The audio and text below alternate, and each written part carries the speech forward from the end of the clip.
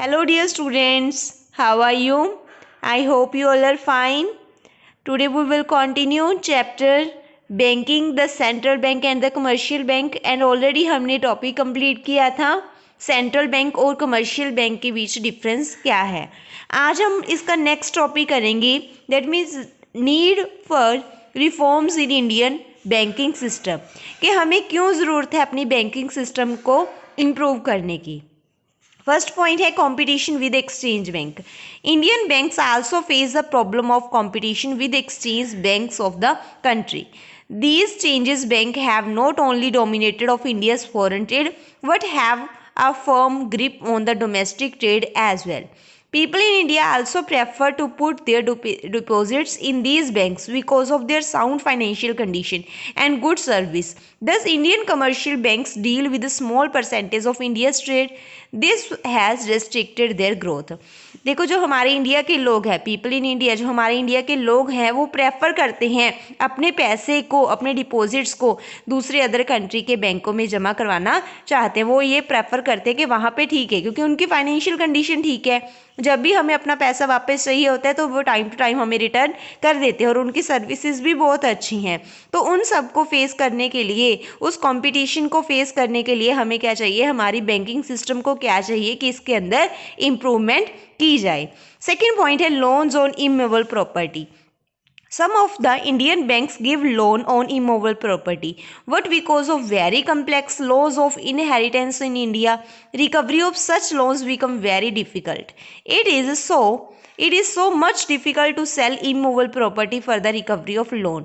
तो देखो, अगर हम अपने इंडियन बैंकिंग सिस्टम की बात करें तो वो ज़्यादातर लोन किस पे देते हैं, इमूवेबल प्रॉपर्टी पे। जैसे कि घर हो गया, ठीक है ना, तो इमूवेबल प्रॉपर्टी है जिसको एक जगह से दूसरी जगह नहीं ले जाया जा सकता। तो अगर कोई पर्सन पे नहीं करता लोन, तो उस इमूवेबल प्रॉपर्टी को सेल करके अपने बैंक की रिकवरी करना लोन की, वो बैंक के लिए बहुत ज़्यादा प्रॉब्लम है, ठीक है ना। तो इस तरह से उस प्रॉब्लम को ख़त्म करने के लिए बैंकिंग सिस्टम को हमें रिफॉर्म करने की ज़रूरत है। थर्ड पॉइंट है inadequate foreign business. Most of the Indian commercial banks are not to handle foreign exchange business. This inability has not only hampered their own growth but also foreign trade. हमारे commercial banks के पास इतना ज़्यादा fund नहीं है कि वो foreign exchange business को हैंडल कर सके। तो उस प्रॉब्लम को फेस करने के लिए हमें रिफॉर्म करने की ज़रूरत है। फोर्थ है लो प्रोपोर्शन ऑफ कैपिटल फंड. हमारे इंडियन जो कमर्शियल बैंक्स हैं उनके पास ज़्यादा फंड भी अवेलेबल नहीं है. Financial status of the banks may be assessed from their capital funds. Capital funds ratio in India is just 1% against the 6% of advanced countries. हमारा 1% है, अगर एडवांस कंट्री का 6% है, तो वो 1% क्या है, बहुत ज़्यादा कम है। तो ये प्रॉब्लम भी है, बहुत बड़ी है।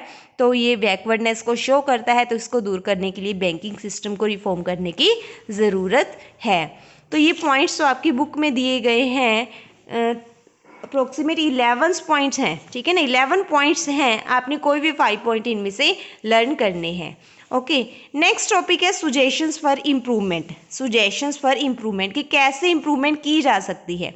फर्स्ट पॉइंट है balance development of banks. It is essential that new branches of old banks और new banks should be opened. जो पुरानी ब्रांचेज हैं उनको डिवेल्प किया जाए और न्यू ब्रांचेज को ओपन किया जा सके, फिर ही हमारे इंडिया के कमर्शियल बैंक अच्छे हो सकते हैं। तो ये सेंट्रल बैंक को चाहिए कि न्यू ब्रांचेज ओपन करे। Second, improvement in the credit policy. जो क्रेडिट पॉलिसी है कि किस बेस पे लोन देना है, वो भी इम्प्रूवमेंट करने की ज़रूरत है।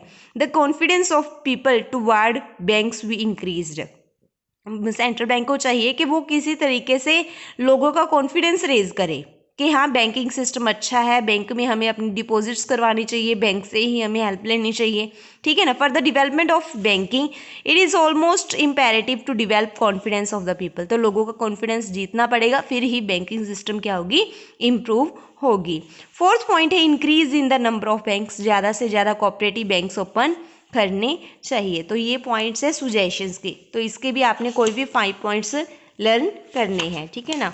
आपकी बुक में 14 पॉइंट्स दिए हुए हैं, 14 में से आपने कोई 5 पॉइंट करने हैं. नेक्स्ट टॉपिक है प्राइवेटाइजेशन ऑफ बैंक्स। ऑब्वियसली आपको पहले ही करवाया गया है कि न्यू इकोनॉमिक पॉलिसी कब आई थी, 1991 में। तो 1991 में क्या हुआ था, एलपीजी आई थी, एलपीजी टेक्निक को अडॉप्ट किया गया था। उसके अंदर हमने पढ़ा था लिबरलाइजेशन, प्राइवेटाइजेशन एंड ग्लोबलाइजेशन। तो प्राइवेटाइजेशन का मतलब है पब्लिक सेक्टर का रोल कम करके प्राइवेट सेक्टर को प्रमोट करना। तो प्राइवेटाइजेशन ऑफ बैंक्स अगर कोई बोले तो कब हुई थी, 1991 में। Has accorded more importance to the private sector. तो 1991 में प्राइवेट सेक्टर को ज़्यादा प्रमोट किया गया, पब्लिक को कम किया गया। This policy includes many policy methods and changes like industry policy I, fiscal policy, monetary policy, बहुत सारे रूल्स को अडॉप्ट किया गया।